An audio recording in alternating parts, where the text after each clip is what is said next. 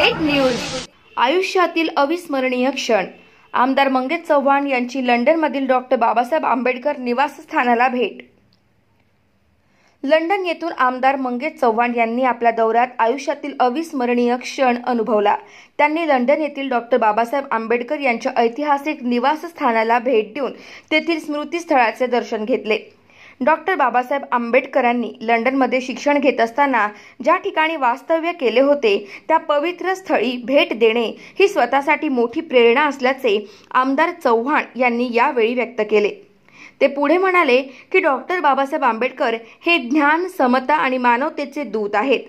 त्यांच्या विचारांचा वारसा आम्हाला कार्यप्रेरणा देणारा आहे।